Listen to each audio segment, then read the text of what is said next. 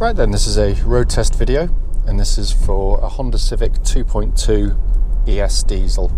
This particular car is registered GJ12GYZ, and mileage at the start of the road test is 45,901 miles. The reason we do these road tests is essentially so that anyone that's actually looking at this car online in an advert actually gets to see that very vehicle in operation. It gives us opportunity to tell you about the car, but more importantly, let you know of any issues that might be on the car before you come and see us.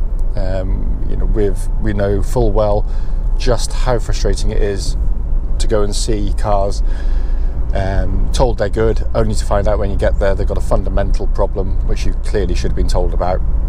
So hence that's why we do it.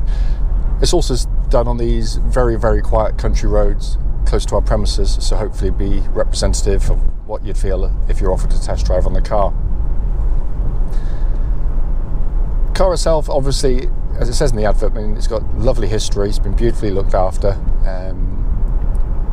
and it feels like it, in all honesty. It feels absolutely as tight as a drum.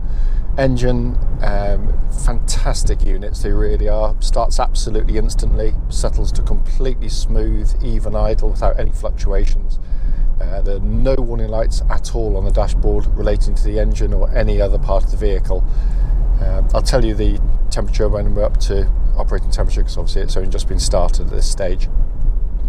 But the engines, I mean, they're not just very efficient, very economical, tough, reliable, all the things you'd expect from a Honda, but they're just lovely to use day in and day out. It's a very, very, very smooth engine.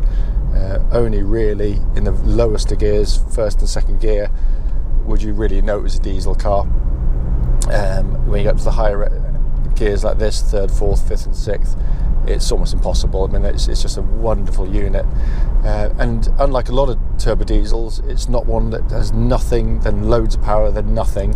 It's got a lovely broad spread of power and torque through the entire rev range of the car. But yeah, just a lovely unit. Engine then goes through clutch into gearbox. Clutch is absolutely perfect on the car. Bike point is exactly where it should be, and the pedal itself is lovely and smooth and slick in operation.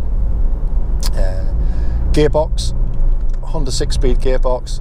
I always eulogise about just how good these gearboxes are, and this one's no different. Honda, to their credit, unlike a lot of manufacturers, put a lot of effort into how the gear lever feels in hand and how the selection of each gear feels, because it's all too easy to do what they do and every other manufacturer does pretty much, which is to join the gear lever here to the gearbox underneath by cables, which is very efficient, but it can mean you end up with gear changes which can be slack, sloppy, devoid of feel, just don't really kind of give you any pleasure to use, whereas this is just wonderful. It feels kind of hefty in a way. It's got a lovely selection of, as you select the gear, you can feel the synchromesh doing its work. It's got that wonderful interaction between you and the gearbox, and I can't feel any wear in it at all. It's absolutely perfect. Steering of the car, it tracks absolutely bullet straight. There's no vibrations at all coming back to the steering wheel of the vehicle at this speed or any speed up to the legal limit. It's also a lovely power steering setup, very nicely weighted, very accurate indeed, nicely geared so that you don't have to move the steering wheel too much even through the tightest corners, and it is perfectly matched to the chassis, and that's not always the case with cars. And again, I can't feel any wear in it, nothing at all. Chassis itself, they've taken all the comments from the customers from the previous generation and worked wonders on the car, because the only criticism I could level at the last one, or customers level at them, on the harshest roads, the potholed surfaces, they could sort of shudder into them a bit. This is just a very composed, wonderfully controlled ride. It's very, very, very comfortable indeed. It's also lost none of the agility of the early model as well. So if you press on, you're someone who enjoys their driving, it really does respond wonderfully well. What I'm looking for in these road tests, by the way, is just when I'm hitting a bump, can I feel any kind of noises coming up through the car that shouldn't be there, any kind of sort of clonks or clanks? And again, it's absolutely silent in that respect. Brakes on the car, really lovely solid brake pedal on the car. What I'm looking for again is good initial bite, no vibrations through the brake pedal or pulsing at all, which would suggest sort of disc warping or otherwise. But also that when you hit it, the nose goes down straight, it doesn't pull violently left or right, and this is perfect in that respect. Looking around inside the car, it's in absolutely super condition in here. It really is. It's not been cleaned yet. It's going to go in once I finish the test drive now, actually. But it's been kept wonderfully well. Videos, as I quite often say, cannot get across to you the build quality of these things. You know you're driving a very high quality machine when you're driving one of these, because it just feels lovely and solid. The whole car feels solid around you. All the switch gear has that lovely click action that the Hondas have.